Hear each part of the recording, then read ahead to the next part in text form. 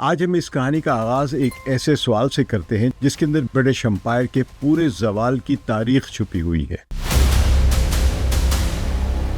19ویں صدی میں British umpire کا عالمی تجارت میں 40% حصہ تھا۔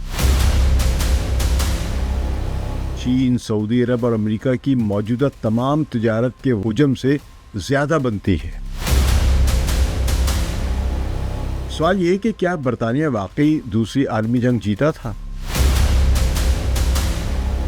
عالمی تجارت تیزی سے ڈالر پر منتقل ہو رہی تھی۔ پاؤنڈ سٹرلنگ کو ایک سال کے اندر ڈالر کے مقابلے میں مکمل طور پر ایک کرنسی بنانا تھا۔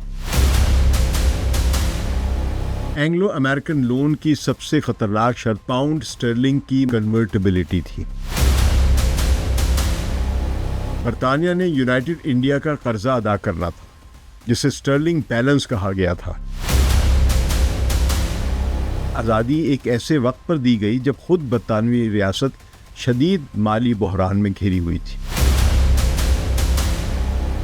قرض ایک تھا مگر دعوے دو، اور برطانیہ نے اس تقسیم کو اپنے حق میں استعمال کیا۔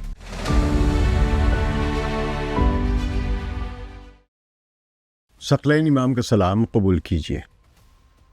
آج ہم اس کہانی کا آغاز ایک ایسے سوال سے کرتے ہیں جو بظاہر سادہ ہے مگر جس کے اندر 20ویں صدی کی عالمی سیاست، معیشت اور سلطنت برطانیہ برٹش امپائر کے پورے زوال کی تاریخ چھپی ہوئی ہے۔ 19ویں صدی میں برٹش امپائر کا عالمی تجارت میں 40% حصہ تھا۔ جتنی بھی گلوبل ٹریڈ ہوتی تھی اس میں ان کا حصہ 40% تھا۔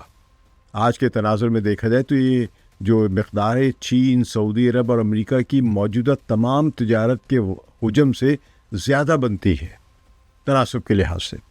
مگر یہی عظیم سلطنت اگلے 70 برسوں میں دوسری عالمی جنگ کے اختتام تک تحلیل ہو کر رہ گئی، ڈسزالو ہو گئی۔ سوال یہ کہ کیا برطانیہ واقعی دوسری عالمی جنگ جیتا تھا؟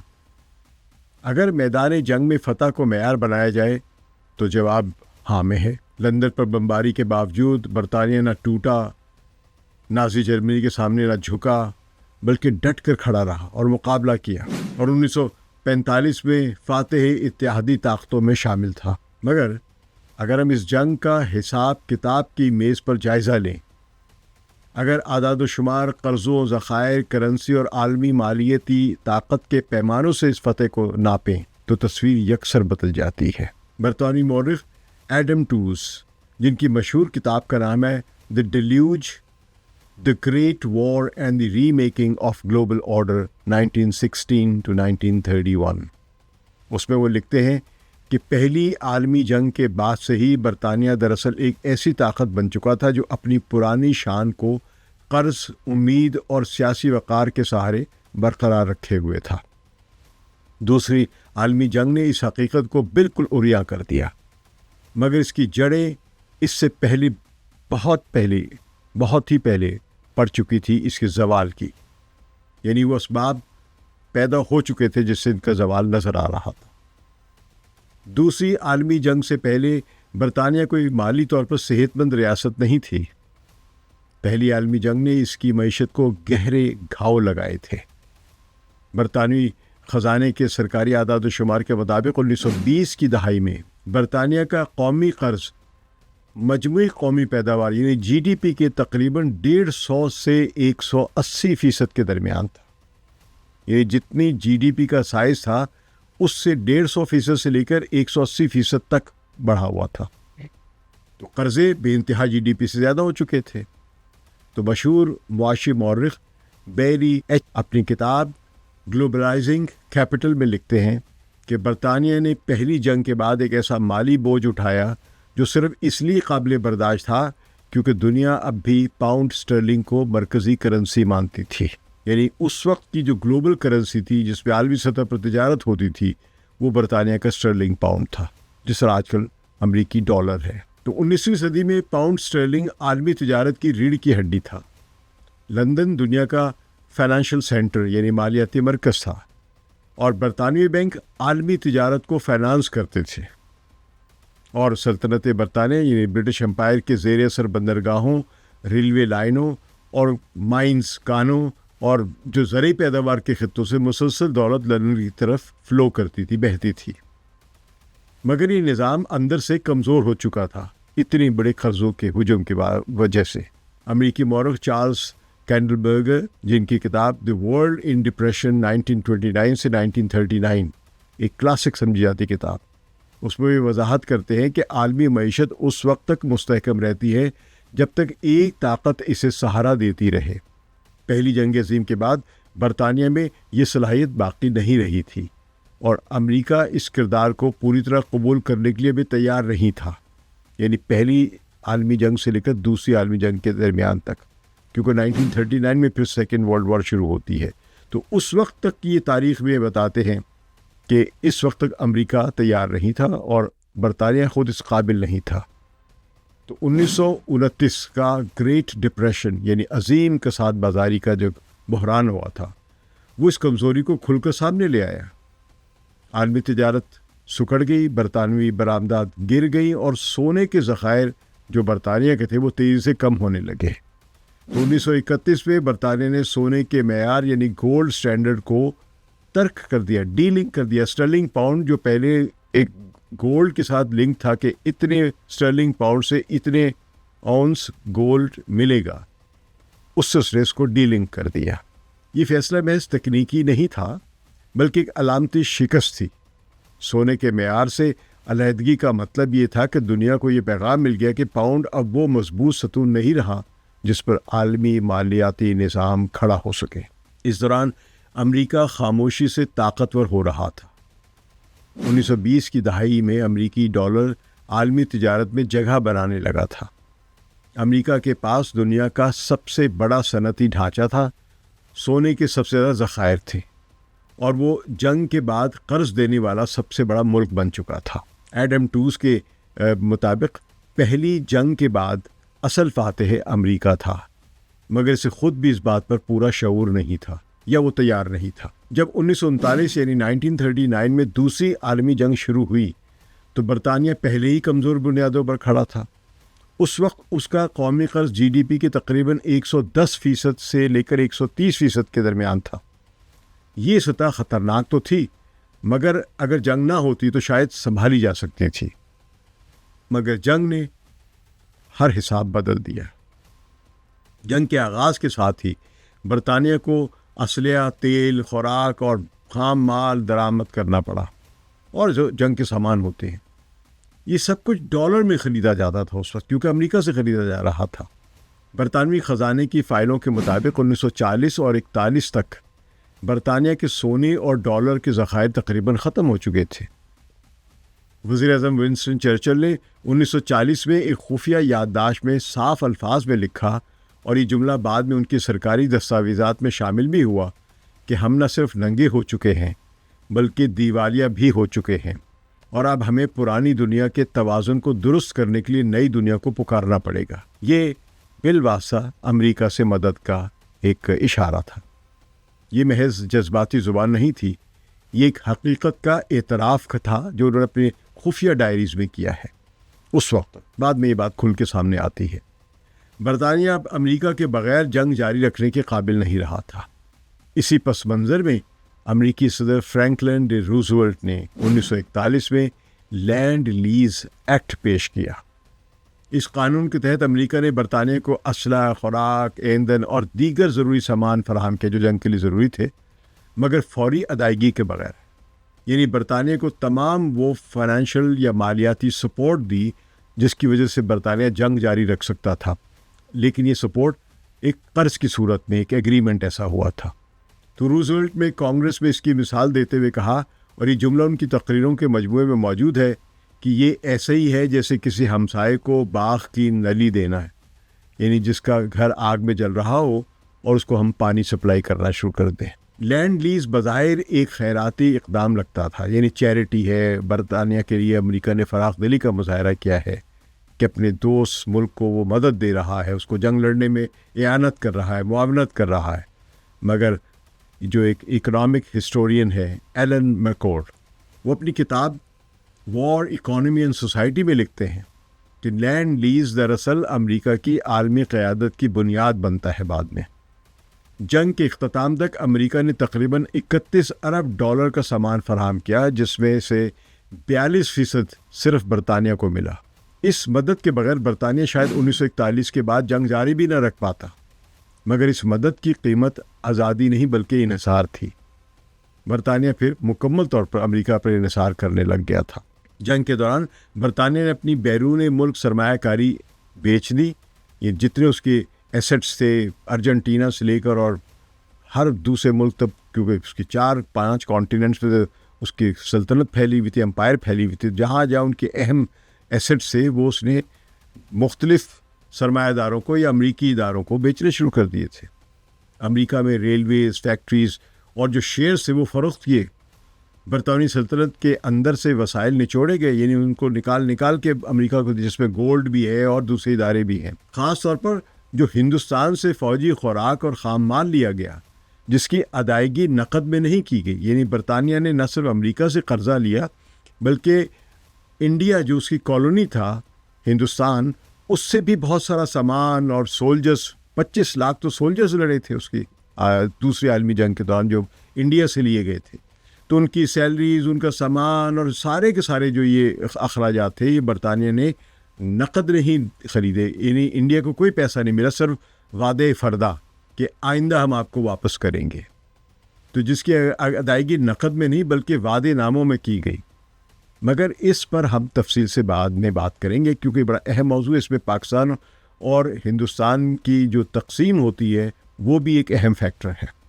1945 میں جب عالمی جنگ ختم ہوئی تو برطانیہ بظاہر فاتح تھا، لندن میں بہت سیلیبریشنز ہوئی، دوسرے بھی جو اتحادی تھے ان کے دارالحکومتوں میں بہت زیادہ جشن منایا گیا جنگ کا، مگر حقیقت میں برطانیہ کی معیشت تباہ ہو چکی تھی۔ فیکٹریاں جنگی پیداوار میں لگی ہوئی تھیں، عام صارفین کی اشیاء تقریباً ناپید تھیں، برآمد فریز کر گئی ہوئی تھی، یعنی منجمد ہو چکی تھی، اور قومی قرض اپنی تاریخ کی بلند ترین سطح پر پہنچ چکا تھا۔ برطانوی سرکاری اعداد و شمار کے مطابق یہ قرض جی ڈی پی کے تقریباً 240 سے 252% کے درمیان تھا۔ اس موقع پر مشہور ماہر معاشیات جان مینارڈ کینز، بہت مشہور اکانومسٹ ہیں، وہ منظر عام پر آتے ہیں۔ کینز جن کی کتاب the general theory of employment, interest and money, جنہوں نے بھی اکنامکس پڑھی ہے، وہ اس کے نام سے اور اس کتاب کے نام سے اور مینز کی تھیوریز کے سے بھی آگاہ ہیں۔ تو انہوں نے جدید معاشرت کی بنیاد رکھی تھی، یعنی اتنے بڑے فلاسفر اکانومسٹ بھی تھے۔ جنگ کے آخری مہینوں میں وہ برطانوی خزانے کے اہم مشیر بھی تھے۔ مارچ 1945 میں انہوں نے ایک یادداشت بھی، یعنی میمورنڈم میں صورتحال کو فائنینشیل ڈنکرک کا نام دیا تھا۔ ان کے مطابق جیسے ڈنکرک میں فوج کو بچا لیا گیا تھا مگر سامان چھوڑنا پڑا تھا اور وہ شکست تھی، ویسے ہی برطانیہ فوجی طور پر تو بچ گیا تھا مگر مالی طور پر تباہ ہو چکا تھا۔ کینز نے خبردار کیا کہ اگر فوری بیرونی مدد نہ ملی تو برطانیہ خوراک درآمد کرنے کے قابل بھی نہیں رہے گا۔ ان کے الفاظ جو برطانوی نیشنل آرکائیوز میں موجود ہیں اور محفوظ ہیں وہ یہ تھے کہ سٹارویشن کارنر، یعنی بھوک کے موڑ پر اس وقت برطانیہ کھڑا ہے۔ اس وقت برطانیہ کا مجموعی قرض 21 ارب پاؤنڈ سے تجاوز کر چکا تھا، جو اس دور میں تقریباً 85 ارب امریکی ڈالرز کے برابر تھا۔ یہاں یہ سمجھنا ضروری ہے کہ برطانیہ قانونی طور پر دیوالیہ نہیں ہوا تھا، اس کے پاس ریاستی ڈھانچہ تھا، ٹیکس وصولی تھی اور کرنسی موجود تھی، مگر اس کے پاس نقدی نہیں تھی، کیش نہیں تھا، ذخائر نہیں تھے، جس کو ہم کہتے ہیں ریزروز نہیں تھے، اور جو سب گلوبل مارکیٹ تھی اس میں اس کی خریداری کی صلاحیت ختم ہو چکی تھی، پرچیزنگ پاور نہیں دے رہی تھی۔ تو اس کو ہم معاشی زبان میں سے کہیں گے لیکویڈیٹی کرائسس پیدا ہو چکا تھا۔ یہ وہ مرحلہ ہے جسے بہت سے مورخین برطانیہ کی اصل معاشی شکست کا نقطۂ آغاز قرار دیتے ہیں، یعنی اس کے بعد پھر برطانوی سلطنت یا برٹش امپائر کا خاتمہ ہوتا ہے۔ جنگ کے خاتمے کے فوراً بعد برطانیہ کو یہ امید تھی کہ اب حالات بہتر ہوں گے اور ان کی جنگی اخراجات کم ہو جائیں گے، صنعتیں جو ہے ان کی دوبارہ کام شروع کر دیں گی، ضروریات جو لوگوں کی ہے وہ پوری کریں گی، اور جو بھی مال ہے، تجارت ہے، وہ بڑھے گی اور عالمی تجارت پھر اسی طرح بحال ہو جائے جیسے جنگ سے پہلے تھی۔ مگر حقیقت اس کے بالکل برعکس نکلی۔ یورپ تباہ ہو چکا تھا، بندرگاہیں برباد تھی، ریل کا نظام ٹوٹ چکا تھا، اور وہ ممالک جو پہلے برطانیہ سے سامان خریدتے تھے اب خود محتاج ہو چکے تھے۔ برطانیہ کے لیے سب سے بڑا مسئلہ یہ تھا کہ اس کے پاس ڈالر نہیں تھے، جبکہ عالمی تجارت تیزی سے ڈالر پر منتقل ہو رہی تھی، یعنی گلوبل ٹریڈ کے لیے جو کرنسی تھی وہ اب اسٹرلنگ پاؤنڈ کی جگہ ڈالر کی طرف جا رہی تھی۔ تو یہ وہ مسئلہ تھا جسے معاشی تاریخ میں ڈالر گیپ کہا جاتا ہے، یعنی ڈالر کی کمی پیدا ہو گئی ہوئی تھی۔ اتنا زیادہ لوگ ڈالر کا استعمال کر رہے تھے انٹرنیشنل ٹریڈ کے لیے کہ وہاں پہ ڈالر کی دستیابی مشکل ہو گئی تھی، جس کو ڈالر گیپ کہا جاتا تھا۔ امریکی ماہر معاشرت ہے چارلز کینڈلبرگ، جن کا ذکر پہلے بھی آ چکا ہے، وہ اپنی کتاب a financial history of western Europe میں لکھتے ہیں کہ دوسری عالمی جنگ کے بعد یورپ کی سب سے بڑی رکاوٹ اس کی پیداواری صلاحیت نہیں بلکہ اس کی رقم یا قرضوں کی ادائیگی کی صلاحیت تھی۔ یورپ کے پاس فیکٹریاں دوبارہ کھڑی کرنے کا حوصلہ تھا، مگر امریکی سامان خریدنے کے لیے ڈالر نہیں تھے، اور برطانیہ اس مسئلے کی سب سے شدید مثال تھا۔ اسی نازک لمحے میں اگست 1945 میں ایک ایسا فیصلہ ہوا جس نے برطانیہ کو بالکل ہلا کر رکھ دیا، اس کی بنیادوں کو تباہ سمجھے کر دیا ایک لحاظ سے۔ امریکی صدر ہیری ایس ٹرومن، انہوں نے جاپان کے ہتھیار ڈالنے کے صرف چند دن کے بعد لینڈ لیز جو ایکٹ والا پروگرام تھا، جس کے ذریعے برطانیہ کو بہت ساری قرض کی مدد مل رہی تھی، سہولت مل رہی تھی، وہ اچانک ختم کر دیا۔ یہ فیصلہ نہ کسی طویل پیشگی انتباہ کے ساتھ آیا، نہ کسی مرحلہ وار منتقلی کے ساتھ آیا، بلکہ برطانوی خزانے کی فائلوں اور جان مینرڈ کینز کی ڈائریوں کے مطابق لندن میں اس فیصلے کو کولڈ ڈاؤش یعنی سرد شاور کے طور پر دیکھا گیا، کیونکہ طے یہ تھا کہ یہ برطانیہ کو مدد ملتی رہے گی، لیکن امریکہ نے یہ جواز دیا کہ یہ جو مدد تھی لینڈ لیز کے ایکٹ کے تحت، جس کے ذریعے برطانیہ کو بہت سارا قرضہ مل رہا تھا اور برطانیہ اس کو سمجھا تھا کہ یہ چیریٹی ہے، تو وہ دراصل جنگ کے لیے تھا۔ تو جب امن ہو گیا، سیز فائر ہو گئی، جنگ ختم ہو گئی، تو امریکہ نے یہ برطانیہ کو قرضہ دینا بند کر دیا۔ کینز نے ستمبر 1945 میں برطانوی خزانے کو دی گئی اپنی رپورٹ میں لکھا، اور یہ اقتباس ان کی کلیکٹڈ ورکس میں جو ہے، یعنی collected writings of John Maynard Keynes جو ہے، اس میں شامل ہے۔ لینڈ لیز کا اچانک خاتمہ جو ہے، اس نے برطانیہ کو غیر معمولی شدت کے ایک فوری بحران سے دوچار کر دیا تھا۔ ان کے مطابق مسئلہ صرف مستقبل کی امداد کا نہیں تھا، بلکہ ان مرچنڈائز یعنی ان مصنوعات یا درآمدات جو تھی ان کا بھی تھا، جو پہلے ہی تیار ہو چکی تھی یا راستے میں تھی اور پہنچ رہی تھی، اور جن کی ادائیگی اب نقد میں مانگی جا رہی تھی کیونکہ قرض کی سہولتیں ختم ہو چکی تھیں۔ اس فیصلے کے نتیجے میں برطانیہ پر فوری طور پر تقریباً $650 ملین کا اضافی بوجھ بن گیا۔ یہ رقم اس وقت کے لحاظ سے بہت بڑی تھی، کیونکہ برطانیہ کے پاس ادا کرنے کے لیے اتنے ڈالر نہیں تھے۔ برطانوی خزانے کے سرکاری اعداد کے مطابق 1945 کے آخر تک برطانیہ کے پاس سونے اور ڈالر کے ذخائر صرف $1.9 ارب کے رہ گئے تھے، جو بمشکل 3 ماہ کی درآمدات کے لیے کافی تھے۔ امریکی حکومت نے اپنے فیصلے کا دفاع یہ کہہ کر کیا کہ لینڈ لیز جنگ کے لیے تھا، امن کے لیے نہیں۔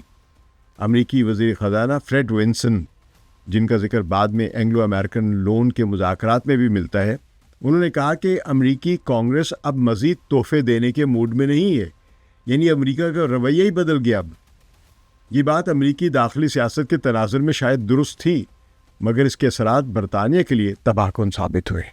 یہاں ہمیں ایک اہم نقطہ سمجھنا چاہیے کہ امریکہ برطانیہ کو دشمن نہیں سمجھتا تھا، مگر وہ خود کو ایک عالمی رہنما کے طور پر دیکھ رہا تھا۔ تو امریکی مورخ ہے میلون لیفلر، وہ اپنی کتاب پریپونڈرنس آف پاور، اس میں لکھتے ہیں کہ دوسری عالمی جنگ کے بعد امریکی پالیسی کا بنیادی مقصد یہ تھا کہ ایک ایسا عالمی نظام قائم کیا جائے جو امریکی معیشت کی ایکسپینشن کے لیے، یعنی اس کی توسیع کے لیے کھلا ہو، یعنی اس کو مزاحمت کرنے والی کوئی قوت نہ ہو امریکہ کے سامنے، اور ڈالر کو مرکزی حیثیت دے، یعنی ایسا نظام بنے بعد میں کہ جس میں امریکہ کی کوئی مزاحمت نہ کر سکے، اور جو ڈالر کو مرکزی حیثیت دے، یعنی ڈالر دنیا کی ریزرو کرنسی بن جائے جو اب تک ہے۔ اس نظام میں برطانوی امپائر جو تھی، برٹش امپائر، اس کی ترجیحات کے لیے بہت کم گنجائش تھی، یعنی پھر امریکہ کو ضرورت نہیں رہ جاتی تھی ایک برٹش امپائر کی، کیونکہ اگر برٹش امپائر برقرار رہتی تو اسٹرلنگ پاؤنڈ بھی ایک عالمی تجارت کے لیے ایک کرنسی ہوتی۔ تو یہ ایسی موقع پہ ایک ہی کرنسی چلتی ہے، تو امریکہ نے اپنی کرنسی کو مونوپلی دینے کے لیے، اس کی مونوپلی قائم کرنے کے لیے برطانیہ کی کرنسی کو کچل دینے کا فیصلہ کیا۔ اسی پس منظر میں جان مینرڈ کینز کو واشنگٹن بھیجا۔ ستمبر 1945 میں وہ برطانوی وفد کی قیادت کرتے ہوئے امریکہ پہنچے۔ کینز کی صحت اس وقت خراب تھی، مگر ان کے ذہن کی تیزی برقرار تھی۔ ان کا مقصد واضح تھا کہ برطانیہ کو یا تو ایک بڑا سا بلا سود ایک گرانٹ مل جائے، یا کم از کم ایک ایسا نرم قرض جو فوری دباؤ کو کم کر سکے، جو فوری طور پہ ایک لیکویڈیٹی کرائسس جو ہو رہا تھا اس کو کم کر سکے۔ تو کینز کا اس کی دلیل یہ تھی اس وقت امریکیوں کے سامنے کہ برطانیہ نے 1939 سے لے کر 1941 تک، یعنی 1941 تک جرمنی نازی کے خلاف تنہا جنگ لڑی تھی، اور اس قربانی کے بدلے اسے اخلاقی معاوضہ ملنا چاہیے، یعنی سستا قرضہ ملنا چاہیے۔ انہوں نے یہ بات امریکی حکام کے سامنے بھی رکھی اور بعد میں ہاؤس آف لارڈز میں اپنی تقریر میں بھی دہرائی، جو ہینسرڈ کا ریکارڈ، یعنی پارلیمان کا جو ریکارڈ ہے اس میں محفوظ ہے ان کی یہ تقریر۔ مگر امریکہ کا موقف مختلف تھا۔ امریکی وفد کی قیادت فریڈ ونسن اور ولیم کلیٹن کر رہے تھے۔ ولیم کلیٹن جو اس وقت امریکی وزارت تجارت کے ایک اعلیٰ عہدیدار تھے، وہ اپنی یادداشتوں یعنی اکنامک وارفیئر میں لکھتے ہیں کہ امریکہ کسی بھی ایسے انتظام کے حق میں نہیں تھا جو برطانیہ کو پرانی سلطنت کے نظام کی ترجیحات جاری رکھنے دے، یعنی وہ برطانیہ کو اپنی رہنے دینا چاہ رہے تھے۔ ان کے مطابق آزاد تجارت اور کثیر الملکی نظام، یعنی ملٹی نیشنل ایک جو ہے نظام جو ہے وہ امریکہ کے مفاد میں ہونا چاہیے، ہوگا، یہ ان کا تھا۔ یعنی وہ ایک اور امپائر کو اب رہنے نہیں دینا چاہ رہے تھے تاکہ ساری دنیا کا تجارتی نظام امریکہ کے کنٹرول میں آ جائے، جس کو وہ کھلی تجارت یا فری ٹریڈ کہہ رہے تھے۔ تو بالآخر دسمبر 1945 میں اینگلو امریکن فائنینشیل ایگریمنٹ طے پایا، یعنی برطانیہ اور امریکہ کے درمیان، جسے ہم اینگلو امریکن لون کے نام سے جانتے ہیں۔ یہ معاہدہ 6 دسمبر 1945 کو دستخط ہوا اس پر، اور جولائی 1946 میں برطانوی پارلیمان نے اس کی توثیق کی۔ اس کے تحت برطانیہ کو 3.75 ارب ڈالر کا قرض دیا گیا، جس پر 2% سالانہ سود تھا۔ بظاہر یہ بہت سستا سود لگتا ہے، اور اس کے علاوہ لینڈ لیز کے حسابات نمٹانے کے لیے مزید $650 ملین شامل کیے گئے۔ اس طرح کل رقم تقریباً 4.4 ارب ڈالر بنی۔ بظاہر بڑا اچھا لگا۔ اسی دوران کینیڈا نے بھی برطانیہ کو 1.25 ارب ڈالر کا قرض دیا، جس کی تفصیل کینیڈین اور سرکاری دستاویزات اور بعد ازاں بینک آف کینیڈا میں ریویو میں شائع بھی ہوئی تھی۔ کینز اس نتیجے سے خوش نہیں تھے۔ دسمبر 1945 میں ہاؤس آف لارڈز میں تقریر کرتے ہوئے انہوں نے صاف کہا، اور یہ جملہ ہینسرڈ میں درج ہے، یعنی پارلیمان کا جو ریکارڈ ہے اس کو ہینسرڈ کہتے ہیں، تو اس میں درج ہے یہ ان کا یہ جملہ کہ ہمیں نہ وہ گرانٹ ملی جس کی ہمیں امید تھی، نہ وہ سافٹ لون یعنی نرم قرض جو ہم چاہتے تھے۔ ان کے نزدیک یہ معاہدہ برطانیہ کو فوری تباہی سے تو بچا رہا ہے، مگر طویل مدت میں اسے امریکی نظام کا تابع بنا رہا تھا۔ اس قرض کے ساتھ سخت شرائط جڑی ہوئی تھیں۔ برطانیہ کو بریٹن ووڈز نظام قبول کر رہا تھا جو امریکہ بنا رہا تھا۔ بریٹن ووڈز وہ عالمی مالیاتی ڈھانچہ تھا جس پر 1944 میں امریکہ میں ہونے والی کانفرنس میں اتفاق ہوا تھا، اور جس میں عالمی بینک اور IMF یعنی بین الاقوامی جو مالیاتی فنڈ ہے، اس جیسے ادارے قائم کیے گئے تھے۔ ستم ظریفی کی بات یہ ہے کہ اس نظام کے معماروں میں خود کینز بھی پہلے شامل تھے، مگر اب یہ نظام امریکہ کے حق میں زیادہ جھکا ہوا تھا اور برٹش امپائر کے خاتمے کا اعلان تھا۔ اور سب سے اہم شرط یہ تھی کہ پاؤنڈ سٹرلنگ کو 1 سال کے اندر ڈالر کے مقابلے میں مکمل طور پر کنورٹیبل یعنی قابل تبادلہ ایک کرنسی بنانا تھا۔ یہ ایک قسم کی ڈالر کی مکمل فتح کا ایک معاہدہ تھا۔ یہ شرط بعد میں برطانیہ اور اس کی سابقہ کالونیوں یعنی خاص طور پر انڈیا اور پاکستان کے لیے نہایت تباہ کن ثابت ہوئی تھی۔ ہم اس کا ذکر بعد میں کریں گے، مگر اس مرحلے پر برطانیہ کے پاس کوئی متبادل نہیں تھا سوائے اس کے کہ وہ امریکہ کی تمام شرائط مانے۔ قرض کی ابتدائی ادائیگیاں بظاہر کم تھی، تقریباً 13 ملین پاؤنڈ سالانہ، جو برطانوی برآمدات کے 1% سے بھی کم بنتی تھی، مگر سود 50 سال تک چلتا رہا، اور اصل قیمت جو تھی وہ صرف یہ قرض کی ادائیگی نہیں تھی، بلکہ جو سیاسی اور جو اکنامک جو سیلف سفیشینٹی تھی یا انڈیپینڈنس جو تھی برطانیہ کی، وہ ختم ہوئی۔ یعنی ان کو پھر یہ قیمت ادا کرنی پڑی۔ یعنی قرض کی ادائیگی مشکل کام نہیں تھا، لیکن قرض جن شرائط پر ملا تھا ان کی وجہ سے برٹش امپائر کی جگہ امریکن امپیریلزم کا ابھرنا اب لازم قرار پایا تھا. یعنی اینگلو امریکن لون نے برطانیہ کو دیوالیہ ہونے سے تو بچا لیا، مگر اس نے یہ بھی طے کر دیا کہ جنگ کے بعد عالمی مالی قیادت امریکہ کے ہاتھ میں ہوگی، برطانیہ کے ہاتھ میں نہیں. تو ایک اور معاشی مورخ ہے نائل فرگوسن، وہ اپنی کتاب empire how Britain made the modern world اس میں لکھتے ہیں کہ اس معاہدے کے بعد برطانیہ عملاً ایک سینئر طاقت سے امریکہ کے ایک جونیئر پارٹنر میں تبدیل ہو گیا. اسی قرض کی ایک شرط یعنی پاؤنڈ کی کنورٹیبلٹی جو تھی ڈالر میں، وہ اگلے مرحلے میں ایک بڑے بحران کو جنم دیتی ہے. یہ بحران نہ صرف برطانیہ کی معیشت کو ہلا کر رکھ دیتا ہے بلکہ انڈیا اور پاکستان کے لیے بھی ایک تاریخی معاشی نقصان کا بنیاد بنتا ہے. تو اینگلو امریکن لون کی سب سے خطرناک شرط وہ تھی جسے عام الفاظ میں پاؤنڈ سٹرلنگ کی مکمل تبدیلی کنورٹیبلٹی تھی، اور اس کے ساتھ ساتھ ڈالر گیپ بھی دنیا میں ہوا تھا. تو اس کا مطلب یہ تھا کہ دنیا میں جس کے پاس بھی برطانوی پاؤنڈز ہوں گے وہ انہیں آزادانہ طور پر امریکی ڈالر میں تبدیل کر سکے گا. کاغذ پر یہ شرط عالمی تجارت کو بحال کرنے اور اعتماد پیدا کرنے کے لیے تھی، مگر زمینی حقیقت اور اس کے اثرات بالکل مختلف تھے. امریکی ماہر معاشیات رابرٹ ٹریفن، جن کی کتاب جو ہے وہ گولڈ اینڈ ڈالر کرائسس، جو بعد میں اس موضوع پر ایک کلاسک کتاب قرار دی گئی، تو وہ لکھتے ہیں کہ دوسری عالمی جنگ کے فوراً بعد دنیا میں ڈالر کی شدید کمی تھی. امریکہ واحد ملک تھا جس کے پاس صنعتی صلاحیت بھی تھی اور ڈالر بھی تھے، کیونکہ ان کی اپنی کرنسی بھی تھی، اور گولڈ ریزروز بھی بہت زیادہ تھے. اس کے کئی گنا گولڈ بڑھ گئے تھے اس جنگ کے دوران.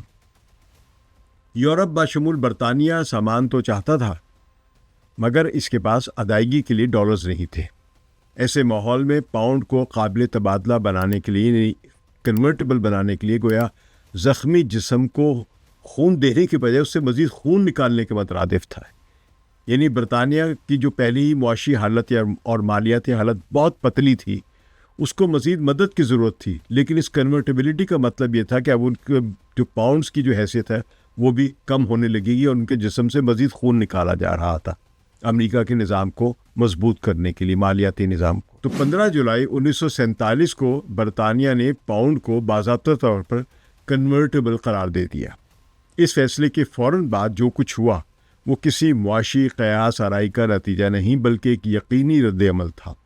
دنیا بھر میں حکومتوں، تاجروں اور سینٹرل بینکوں نے، جن کے پاس بھی موجود تھے، کسی کے پاس بھی ایک پاؤنڈ بھی تھا، وہ انہیں تیزی سے ڈالر میں تبدیل کرنا شروع کر دیا تھا اس نے، کیونکہ سب جانتے تھے کہ ڈالر ہی اصل کرنسی ہے، اصل گلوبل ریزرو کرنسی ہے. تو مالیاتی ادارے، بینکس تو بڑی تیزی سے ڈالرز خریدے تھے، اور جس کے پاس بھی برطانوی سٹرلنگ پاؤنڈ تھا وہ اس کو بیچ رہا تھا، فارغ کرنا چاہ رہا تھا. تو برطانوی خزانے کے اعداد و شمار کے مطابق صرف چند ہی ہفتوں میں برطانیہ کے ذخائر میں تقریباً 1 ارب ڈالر کی کمی ہو گئی تھی. یہ رقم اس وقت برطانیہ کے کل ذخائر کا ایک بہت بڑا حصہ تھی.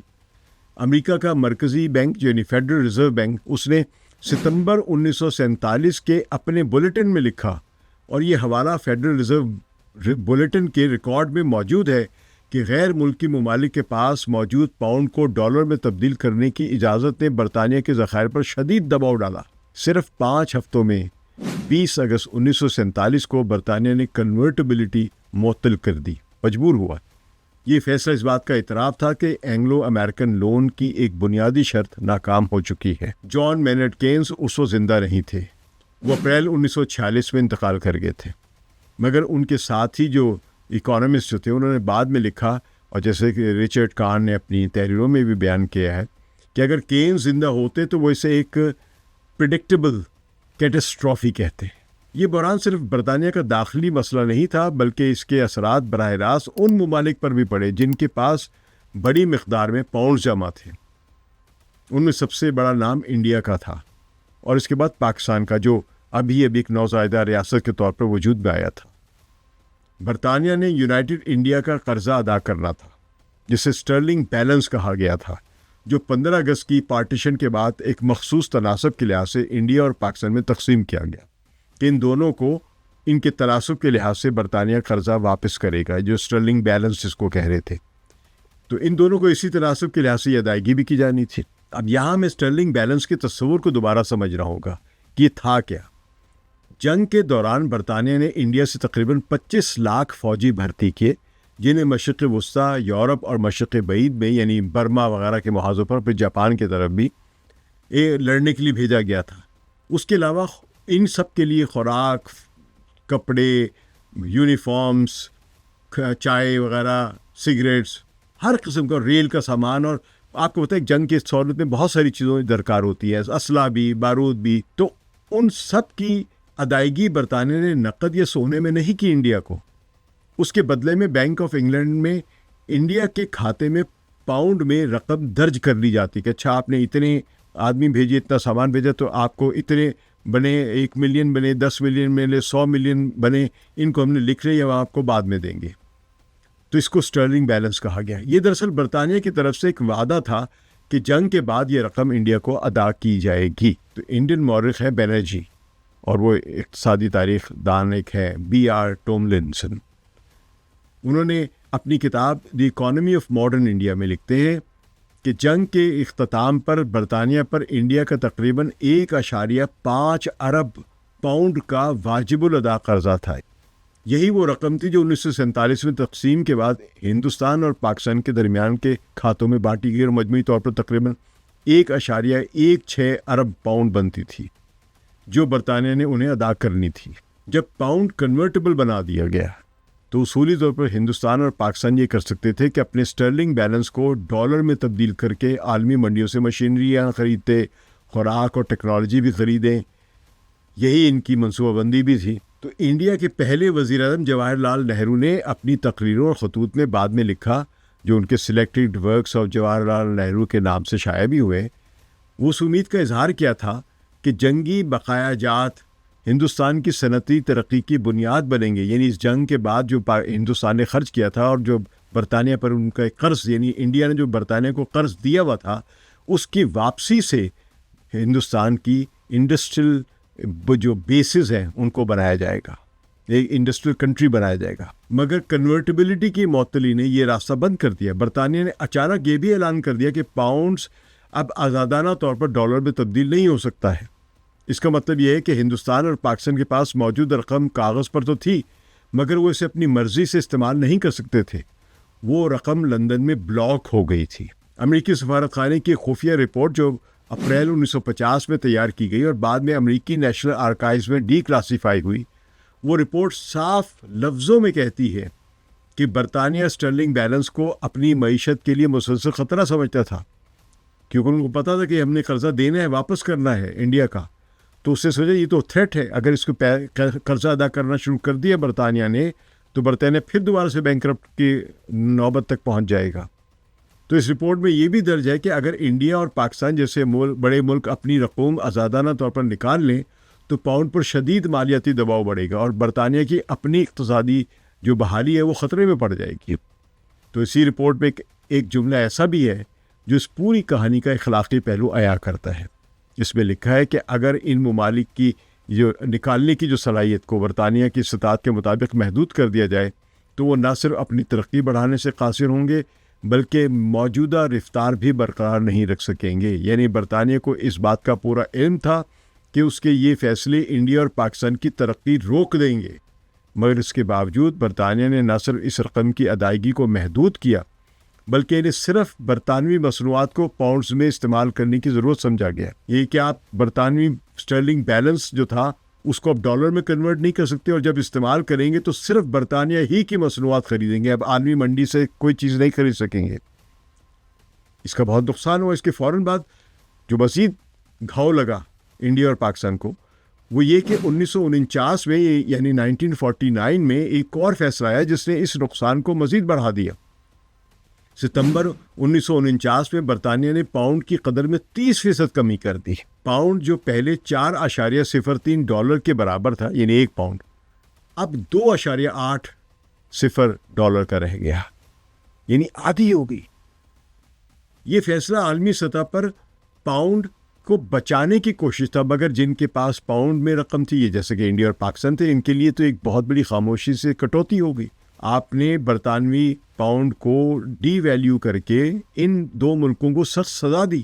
تو اس لیے بعد کے برسوں میں برطانیہ کی جانب سے عائد کی گئی مختلف پابندیوں، بلاکنگ اور مرحلہ وار ادائیگیوں یعنی کنورٹیبلٹی کی معطلی اور پاؤنڈ کی مجموعی قدر میں وقت کے ساتھ جو کمی آتی ہے، اس نے ان ذخائر کی حقیقی قدر کو شدید متاثر کیا، جو کہ انڈیا اور پاکستان نے برطانیہ سے لینے تھے۔ تو معروف ایک انڈین اکانومسٹ ہے این راج، انہوں نے اپنی تحریروں میں اس بات کی نشاندہی کی ہے کہ اگر ان تمام عوامل کو مجموعی طور پر دیکھا جائے تو 9 آزاد ریاستوں خصوصاً انڈیا اور پاکستان کو اپنے واجب الادا سٹرلنگ بیلنس کی اصل معاشی قدر کا ایک بڑا حصہ کھو دینا پڑا، اور عملی طور پر انہیں ان رقوم سے وہ فائدہ حاصل نہ ہو سکا جو کاغذی حسابات میں ظاہر کیا جاتا ہے کہ برطانیہ نے ان کو اتنا قرضہ واپس کیا۔ اصل میں تو ان کو اگر دیکھا جائے تو یہ 50% سے کم اس کی کل مجموعی مالی حیثیت ملتی ہے۔ یہاں یہ سوال اٹھتا ہے کہ کیا برطانیہ نے سب کچھ مجبوری میں کیا یا ایک دانستہ حکمت عملی تھی؟ ایک تو ہے کہ برطانیہ مجبور تھا، نہیں دے پا رہا تھا، اور ایک یہ ہے کہ نہیں، انہوں نے ایسا کیا کہ ان 2 معیشتوں کو، ان 2 نئے ملکوں کو کمزور رکھ کر ان کے پیسے نہیں دینے ہیں۔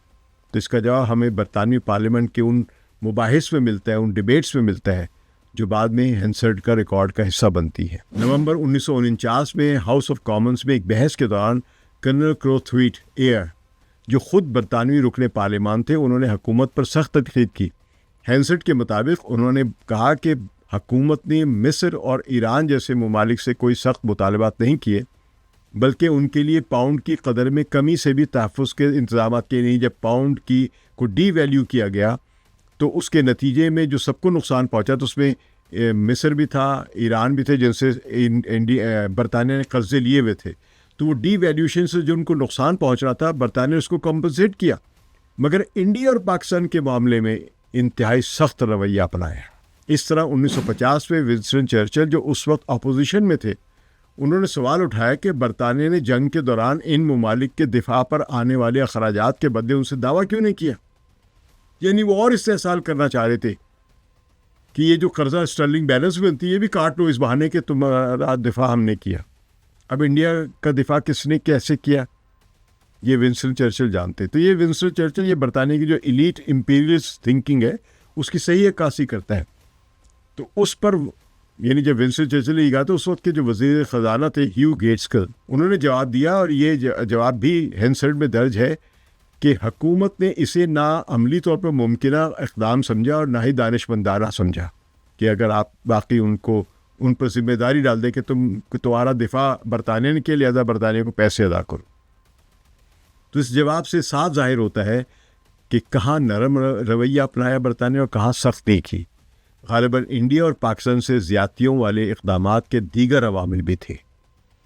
یہ تمام شواہد اندرونی دستاویزات سے لے کر پارلیمانی ریکارڈ تک اس بات کی تصدیق کرتے ہیں کہ برطانیہ نے اسٹرلنگ بیلنس کے مسئلے کو محض مالی نہیں بلکہ سیاسی طاقت کے سوال کے طور پر دیکھا۔ جہاں دوسرے ممالک کے پاس طاقت تھی، یعنی جن کے قرضے دینے تھے، اس نے مثلا امریکہ کا قرضہ دینا یا کینیڈا کا قرضہ دینا یا آسٹریلیا کا قرضہ دینا یا مصر کا قرضہ دینا، وہ ذرا برطانیہ کے کالونیز ایک زیر قبضہ ان کے علاقے نہیں تھے، تو ان کے پیسے واپس کیے انہیں پورے۔ وہاں برطانیہ نے نرم رویہ اختیار کیا، ان کے قرض پورے کے پورے واپس ادا کیے ہیں۔ اور جہاں قرض اپنا واپس لینے والا ملک یعنی برطانیہ کے سامنے انڈیا اور پاکستان کی کیا حیثیت تھی، وہاں برطانیہ نے قرضے کی واپسی میں کٹوتیاں کی ہیں، ایک بہانے، دوسرے بہانے، تیسرے بہانے، ان کو وہ پوری رقم ملی ہی نہیں۔ ہندوستان کی تقسیم کوئی صرف جغرافیائی یا مذہبی واقعہ نہیں تھا، بلکہ ایک ایسا سیاسی اور معاشی موڑ ثابت ہوا ہے جس نے برطانیہ کو یہ عملی سہولت فراہم کی کہ وہ اپنی تاریخ کے سب سے بڑے جنگی قرضے کو نہ صرف مؤخر کرے بلکہ بڑی حد تک اس کی اصل قدر کو بھی ختم کر دے۔ یعنی قرضہ اصل میں دیا ہی نہیں پورا انہوں نے، اور اس کے بدلے میں 2 نئی آزاد مگر کمزور ڈومینین ریاستوں یعنی ہندوستان اور پاکستان کو ایک ایسی حالت میں چھوڑ دے جہاں نہ وہ اپنا پورا حق مانگ سکے اور نہ ہی عالمی سطح پر کوئی مؤثر مذاکرات کی طاقت رکھ سکے۔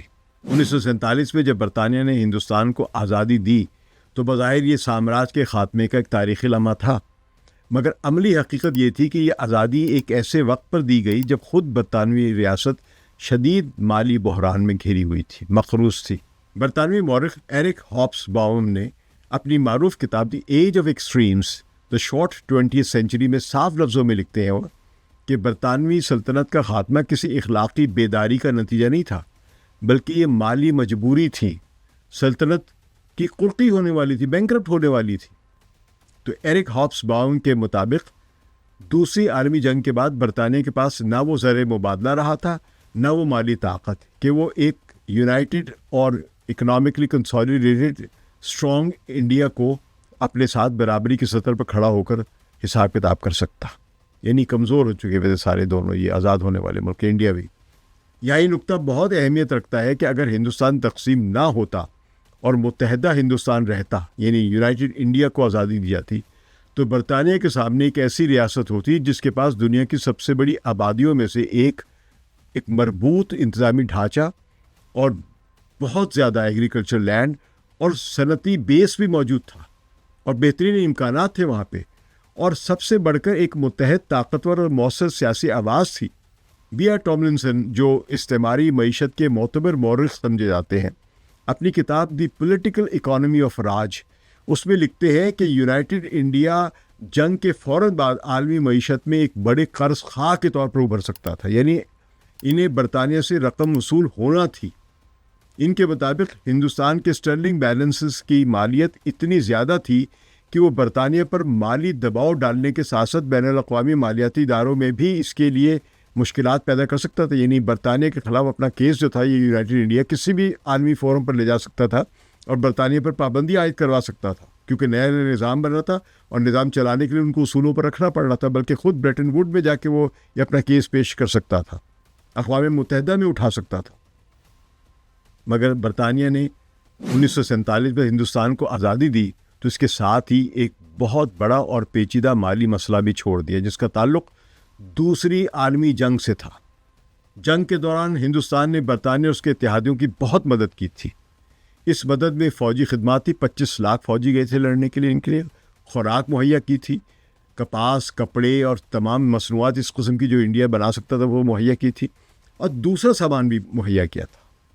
برطانیہ نے اس ساری فراہمی کی فوری ادائیگی نہیں کی تھی، بلکہ اس کا حساب اپنے پاس جمع کر لیا تھا، ایک کھاتے پہ درج کر لیا گیا تھا۔ تو یہ جمع شدہ رقم ہی اسٹرلنگ بیلنس کہلائی۔ برطانوی پارلیمان کے ریکارڈ کے مطابق 14 اگست 1947 تک یہ رقم تقریباً 1160 ملین پاؤنڈ تک پہنچ چکی تھی۔ تو اس کا مطلب یہ تھا کہ ہندوستان برطانیہ کا سب سے بڑا قرض خواہ ملک بن چکا تھا، یعنی برطانیہ کو سب سے زیادہ رقم ہندوستان کو واپس کرنی تھی۔ تاہم ہندوستان واحد ملک نہیں تھا جس کے ساتھ یہ معاملہ تھا۔ مصر کا بھی تقریباً 45 کروڑ پاؤنڈ کا قرض جمع تھا جو برطانیہ نے ان کو ادا کرنا تھا۔ دلچسپ بات یہ ہے کہ برطانیہ نے ہر ملک کے ساتھ اس قرض کو واپس کرنے کا یا تصفیہ کرنے کا انداز الگ الگ رکھا۔ آسٹریلیا اور نیوزی لینڈ جیسے ڈومینین ممالک نے تو برطانیہ کے ساتھ دوستی کے ساتھ چلتے ہوئے اپنے کچھ سے معافی کر دی، کیونکہ دونوں طرف وہی انہی کے لوگ بیٹھے ہوئے تھے، کیونکہ یہ رقم کم تھی اور بہت جس کو نہ ملنے کی صورت میں ان کو نقصان نہیں تھا۔ جیسے آسٹریلیا نے 20 ملین اور نیوزی لینڈ نے 10 ملین پاؤنڈز معاف کر دیے۔ ارجنٹینا کے سمجھے کہ ساتھ جو معاہدہ تھا وہ اپنی رقم 4 سال میں سالانہ 5 ملین پاؤنڈ کے حساب سے اس کو واپس میں لے لیا اس نے۔ کچھ یورپی ممالک کے ساتھ جلدی معاہدے طے پا گئے، لیکن سب کو قرضہ ادا کیا گیا۔ تو اس تقابل سے 2 باتیں واضح ہوتی ہیں۔ پہلی یہ کہ ہندوستان کا قرض اس وقت کا سب سے بڑا قرضہ تھا جو برطانیہ نے ادا کرنا تھا، اس لیے یہ معاملہ برطانیہ کے لیے سب سے پیچیدہ تھا۔ دوسری بات یہ تھی کہ برطانیہ نے اپنی طاقت کے بل پر اور سفارتی تعلقات کو دیکھتے ہوئے ہر ملک کے ساتھ مختلف سلوک کیا۔ ہندوستان کے پاس اتنی بڑی رقم کا حق ہونے کے باوجود بھی جب آزادی ملی تو وہ سیاسی طور پر تقسیم ہو چکا تھا اور کمزور پوزیشن میں تھا، اس لیے وہ برطانیہ سے اپنے حق کے مطابق سخت مذاکرات نہیں کر سکا۔ نتیجہ یہ نکلا کہ تقسیم کے بعد ہندوستان اور پاکستان کو یہ رقم مکمل اور بہتر شرائط پر نہ ملی۔ زیادہ تر رقم اس طرح ملی جس کے استعمال پر پابندیاں تھیں، یا پھر پاؤنڈ کی قدر کم ہونے سے، اس کی ری ویلیو ہونے کی وجہ سے اس کی حقیقی قیمت گھٹ گئی تھی۔ اس طرح ایک تاریخی موقع جس سے نئی آزاد دونوں ممالک جو تھے اپنی معیشت مضبوط بنا سکتے تھے وہ ہاتھ سے نکل گیا۔ تو اس پر آگے چل کر ہم مزید بات کرتے ہیں۔ آزادی کے بعد طے پانے والے معاہدوں کے مطابق اس کل رقم میں پاکستان کو بھی اپنا حصہ ملا۔ 1949 تک پاکستان کے پاس اسٹرلنگ بیلنس کے طور پر تقریباً 120 ملین پاؤنڈ موجود تھے، لیکن یہ رقم مکمل طور پر آزادانہ استعمال کے لیے نہیں تھی۔ اسے 2 حصوں میں تقسیم کر دیا گیا تھا۔ پہلا حصہ، جسے نمبر 1 اکاؤنٹ کہا جاتا تھا، یہ فوری ضروریات کے لیے استعمال ہو سکتا تھا، جبکہ دوسرا حصہ یعنی نمبر 2 اکاؤنٹ، یہ جو تھا یا تو بلاکڈ اکاؤنٹ تھا، یعنی محدود شرائط پر ہی استعمال میں لایا جا سکتا تھا، یا آپ صرف اگر خریدیں گے استعمال بھی کریں گے تو برطانیہ کی ہی مصنوعات لیں گے۔ تو آزادی کے فوری بعد دونوں ممالک ہندوستان اور پاکستان کو اپنی معیشتوں کو سنبھالنے کے لیے بہت زیادہ وسائل کی ضرورت تھی۔ انہوں نے اپنے بیرونی تجارتی خسارے کو پورا کرنے کے لیے انہی اسٹرلنگ بیلنسز پر انحصار کیا ہوا تھا۔ اقوام متحدہ کی 1949 اور 50 کی عالمی معاشی رپورٹ کے مطابق ہندوستان، پاکستان اور سیلون یعنی سری لنکا جس کو ہم آج کہتے ہیں، اس نے مل کر اپنے بیلنسز میں سے تقریباً 340 ملین پاؤنڈز تک استعمال کیے۔ لیکن پھر 1949 میں ایک بڑا دھچکا لگا جب برطانیہ نے پاؤنڈز کی قدر میں نمایاں کمی کی، ڈی ویلیویشن کی۔ تو اس ڈی ویلیویشن کا مطلب یہ تھا کہ دونوں ممالک کے پاس موجود رقم کی حقیقی خریداری کی طاقت یا قوت خرید ایک دم سے 30% تک کم ہو گئی، گھٹ گئی۔ تو ریزرو بینک آف انڈیا کی تاریخ میں درج ہے کہ 1949 کے آخر تک ہندوستان کے پاس صرف 621 ملین پاؤنڈز کے برابر کے بیرونی ذخائر موجود تھے، جو اصل وعدہ کردہ رقم کا بہت ہی کم حصہ تھا۔ یہاں ایک دلچسپ موازنہ کرنا ضروری ہے۔ جنگ کے دوران کینیڈا نے بھی برطانیہ کو تقریباً 607 ملین پاؤنڈز کا قرض دیا تھا۔ برطانیہ نے کینیڈا کے اس قرض کی پوری ادائیگی کر دی اور سود سمیت آخری قسط 2006 میں آ کے ادا کی تھی۔ اس کے برعکس ہندوستان کے ساتھ جو معاملہ ہوا وہ مختلف تھا۔ اب ہم ایک اہم سوال کر سکتے ہیں، کیا ہوتا، فرض کیجئے کہ اگر متحدہ ہندوستان تقسیم کے بغیر اس پوری 1160 ملین پاؤنڈز کی رقم کو ایک مضبوط اور مربوط ریاست کے طور پر استعمال کرتا۔ ماہر معاشیات مارسیلو ڈی پائیو ابریو جیسے محققین نے اشارہ کیا ہے کہ اس کے 2 بڑے فائدے ہو سکتے تھے۔ پہلا فائدہ یہ کہ ملک کے پاس بیرونی ذخائر کا بہت بڑا ذخیرہ ہوتا، جس سے وہ ترقی کے لیے درکار جدید مشینری، ٹیکنالوجی اور دیگر سرمایہ کاری میں استعمال کر سکتا تھا۔ اور دوسرا فائدہ یہ ہوتا کہ اس سے ملک کا صنعتی ڈھانچہ اور گہری مضبوط تعمیر ہو سکتی تھی۔ ایک مضبوط مرکزی بینک اور مضبوط منصوبہ بندی کے تحت یہ سرمایہ ترقیاتی منصوبوں میں لگایا جا سکتا تھا۔ لیکن اس تقسیم کی حقیقت نے اس امکانی جو طاقت تھی دونوں حصوں میں بانٹ دیا اور دونوں ریاستیں اپنی اپنی مالی مشکلات میں الجھ گئیں۔ تقسیم کا اپنا سیاسی اور ساکھ کا دھچکا، اور پھر تقسیم کے دوران 10 سے 20 لاکھ کے دوران ہلاکتیں اور 2 کروڑ کے قریب لوگوں کی جو ہجرتیں ادھر سے ادھر، مشرق سے مغرب اور مغرب سے مشرق کی طرف لوٹی پوٹی حالت میں جو لوگ پہنچے ہیں۔ تو اس طرح تقسیم نے ان ملکوں کے جو بھی وسائل تھے بھی وہ بھی کم کر دی، کیونکہ تباہ ہوئے لوگ کو ریہیبلیٹیٹ کرنا ہے، قتل و غارت اتنی زیادہ ہوئی تھی، تو اس کے نتیجے میں اکنامک ایکٹیویٹی بھی سکڑ جاتی ہے، اور پھر ان کی ٹینشن ہمیشہ کے لیے بن گئی۔ اور دونوں نوزائیدہ مملکتوں کے وجود میں آتے ہی انہیں اپنی بنیادی ضروریات پوری کرنے کے لیے ہی یہ رقم جتنی بھی مل سکی اس پر خرچ کرنی پڑی۔ یعنی بجائے اس کی وہ اپنی اکنامک ڈیولپمنٹ کرتے، جہاں پہ ان کو آزادی ملی تھی جس رختے سے اس سے آگے بڑھتے، وہ اس نام نہاد آزادی یا اس تقسیم کے نتیجے میں جو ایک دوسرے کی تباہی کی ان دونوں نے مل کے، یا اپنی ہی تباہی کی ان دونوں نے مل کے، اپنے اپنے ملکوں کی، اپنے اپنے عوام کی، بظاہر وہ دوسرے کو مار رہے تھے، ہندو مسلمان کو مار رہا تھا، مسلمان ہندو کو مار رہا تھا، لیکن نقصان تو دونوں کا اپنا ہو رہا تھا، اکنامک انفراسٹرکچر ان کا اپنا تباہ ہو رہا تھا۔ تو وہ رقم جس سے یہ اپنی تعمیر کرتے وہ ان کی ریہیبلیٹیشن میں خرچ ہوئی ہے، جس کی وجہ سے طویل مدتی ترقیاتی سرمایہ کاری کے لیے فنڈز کم رہ گئے، جیسا کہ اقوام متحدہ کی رپورٹس میں درج ہے کہ رقم کا زیادہ تر حصہ درآمدی خسارے پورے کرنے پہ چلا گیا، نہ کہ مستقبل کی تعمیر کی بنیاد رکھنے میں۔ تو تقسیم نے اس پورے امکان کو آغاز ہی میں ختم کر دیا۔ آزادی کے ساتھ ہی ہندوستان اور پاکستان 2 الگ الگ ریاستیں بن گئی، اور دونوں کو بیک وقت ایسے وجودی بحرانوں کا سامنا کرنا پڑا جنہوں نے ان کی تمام تر توانائیاں جو تھی وہ اندرونی مسائل میں جھونک دی۔ ایک تو تقسیم، اس کے نتائج، مہاجروں کو آباد کاری، اور پھر جو کمیونل ہلاکتیں ہوئی ہیں، اور نوآبادیاتی نظام سے نکل کر نئے ریاستی چیلنجوں کی اور ادارے بنانے کی اور یہ ساری تشکیل کے جو چیلنجز درپیش ہوتے ہیں ان میں دونوں پھنس گئے، بجائے اس کے کہ کنٹینیوٹی رہتی۔ پاکستان کی حالت اس سے بھی زیادہ نازک تھی، وہاں نہ مکمل مالیاتی نظام موجود تھا اس وقت، نہ مرکزی بینک ابھی فعال ہوا تھا، اور نہ ہی کوئی مضبوط صنعتی بنیاد تھی۔ تو ڈاکٹر عائشہ جلال اپنی کتاب the state of martial rule میں لکھتی ہیں کہ پاکستان ایک ایسی ریاست کے طور پہ وجود میں آیا جسے ابتدا ہی سے بقا کی جنگ لڑنا پڑی، اور یہی کمزوری اس کی معاشی اور سفارتی پوزیشن پر بھی اثر انداز ہوئی۔ اور اسی دوران جب کشمیر کی تقسیم کا مسئلہ یا تک کشمیر کے جوائن کرنے کا مسئلہ آتا ہے تو پاکستان تو دعویٰ کرتا ہے اور وہ ایک لحاظ سے وہ قبضہ بھی کر سکتا تھا، لیکن اس وقت جو برطانیہ کی حکومت کے نمائندے تھے، مثلا لارڈ ماؤنٹ بیٹن جو انڈیا میں گورنر جنرل تھے، انہوں نے برٹش آرمی جو دونوں میں تقسیم ہوئی تھی انڈیا اور پاکستان میں، اس میں پاکستان کے حصے میں آنے والی آرمی کو تو منع کر دیا کہ وہ کشمیر میں مداخلت نہیں کرے گی، لیکن انڈیا کی پوزیشن کو بہتر کرنے کے لیے انہوں نے برٹش رائل ایئر فورس جو تھی اس کا بھی استعمال کی اجازت دی، جس کے نتیجے میں انڈیا نے کشمیر کے اس حصے پر قبضہ کر لیا جہاں پر آج تک اس کا قبضہ ہے۔ تو ایک لحاظ سے برٹن نے یہ بھی ایک نقصان پہنچایا پاکستان کو، اور ایک ایسی جنگ کی ابتدا یا جڑ ڈال دی جو آج تک دونوں کے وسائل کھا رہی ہے۔ یہی وہ نقطہ تھا جسے برطانیہ نے پوری طرح سمجھا اور عملاً استعمال کیا ہی۔ برطانیہ میں امریکی سفارت خانے کی 1950 کی خفیہ رپورٹ، جس کا حوالہ بعد میں امریکی آرکائیوز میں سامنے آتا ہے، وہ صاف طور پر کہتی ہے کہ ہندوستان اور پاکستان جیسے ممالک کی سیاسی اور معاشی حالت ایسی نہیں تھی کہ وہ برطانیہ پر سنجیدہ دباؤ ڈال سکے۔ رپورٹ کے مطابق کشمیر کی جنگ، مہاجرین کا بحران اور تقسیم کے بعد کی بے یقینی نے دونوں ریاستوں کی سفارتی ترجیحات بدل دی، اور مالی معاملات پس منظر میں چلے گئے تھے جو انہیں برطانیہ سے لینے تھے، چاہے وہ کتنے ہی بڑے کیوں نہ ہوں۔ یہ خفیہ رپورٹ دراصل ایک سفارتی میمو تھا جو اس امکان پر بحث کرتا ہے کہ امریکہ ہندوستان اور پاکستان کے برطانیہ میں پھنسے ہوئے قرضوں سے کس طرح فائدہ اٹھا سکتا ہے یا کیوں نہیں اٹھا سکتا ہے۔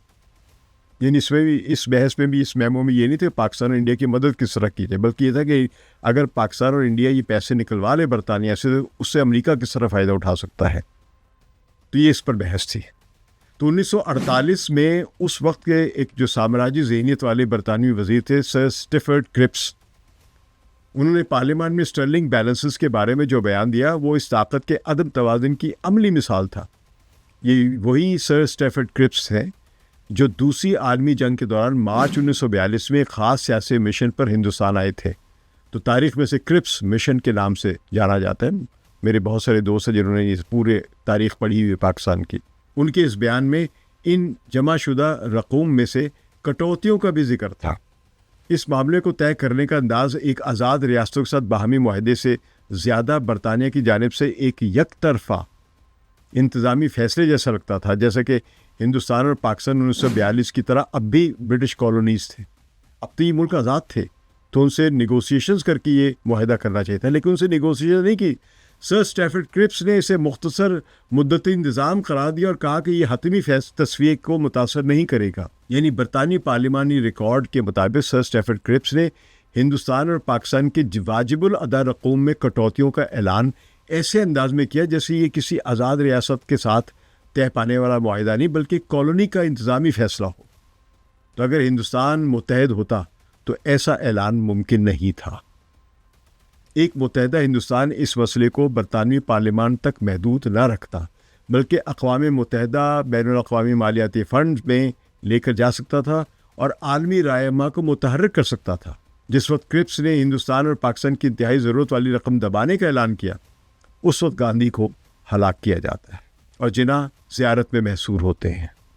معروف معاشی مورخ ایڈم ٹوز اپنی کتاب the deluge, the great war and the remaking of global order, اس میں لکھتے ہیں کہ جنگ کے بعد عالمی مالی نظام میں اصل طاقت ان ریاستوں کے پاس تھی جو اجتماعی طور پر بات کر سکتی تھیں۔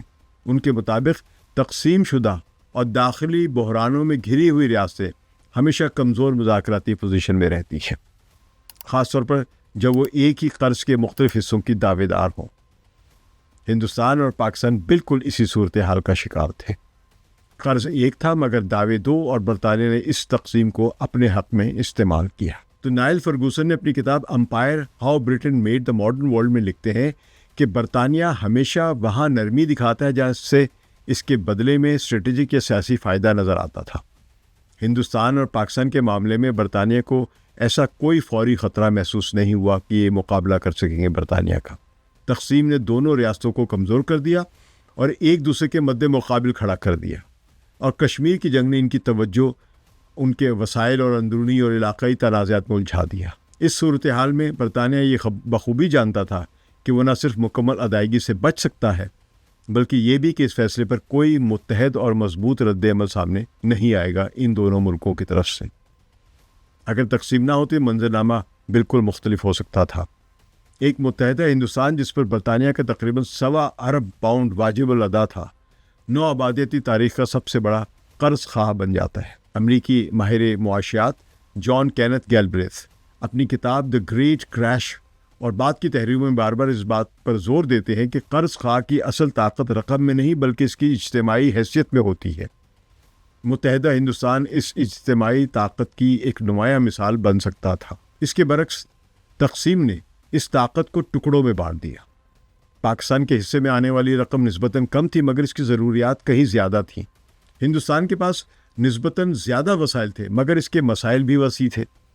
دونوں ممالک نے بالآخر وہی کیا جو کمزور ریاستیں کرتی ہیں، انہوں نے نامکمل شرائط قبول کی اور بلاک شدہ یعنی جو بلاکڈ رقم تھی اس پر گزارا کیا اور اپنی ترقی کو محدود وسائل کے ساتھ آگے بڑھانے کی کوشش کی۔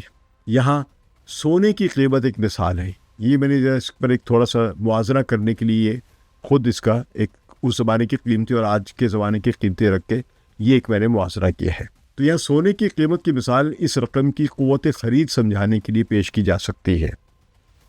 اگر 1948 میں اسٹرلنگ بیلنس کی پوری رقم جو تقریباً 5.04 بلین ڈالرز کے قریب بنتی تھی، اگر سونے میں لگائی جاتی یعنی اس سے سونا خرید لیا جاتا تو اس سے تقریباً 144 ملین اونس سونا خریدا جا سکتا تھا، کیونکہ سونے کی قیمت 1948 میں $35 فی اونس سے بڑھ کر دسمبر 2025 میں $4,000 فی اونس سے زیادہ ہو چکی تھی۔ تو قیمت میں تقریباً 114 گنا اضافہ ہوا۔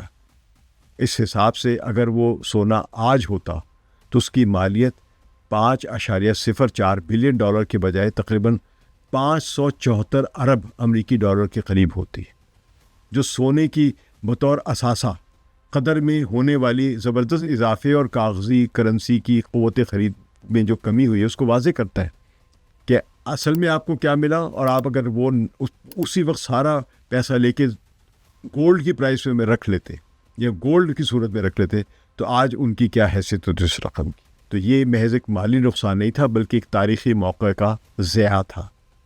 نوبل انعام یافتہ معروف انڈین ماہر معاشیات امرتیہ سین اپنی تحریروں اور لیکچرز میں بارہا لکھتے ہیں کہ آزادی کے ابتدائی برسوں میں سرمایہ کاری کی کمی نے جنوبی ایشیا کی ترقی کی رفتار کو دہائیوں پیچھے دھکیل دیا۔ آخر میں یہ سمجھنا ضروری ہے کہ دوسری عالمی جنگ کی یہ مالی کہانی ہمیں یہ سکھاتی ہے کہ جنگیں صرف ہتھیاروں سے نہیں لڑی جاتی ہیں اور نہ ہی صرف میدان جنگ میں جیتی جاتی ہیں یا ہاری جاتی ہیں۔ اصل فیصلے اکثر حساب کتاب کے میز پر ہوتے ہیں۔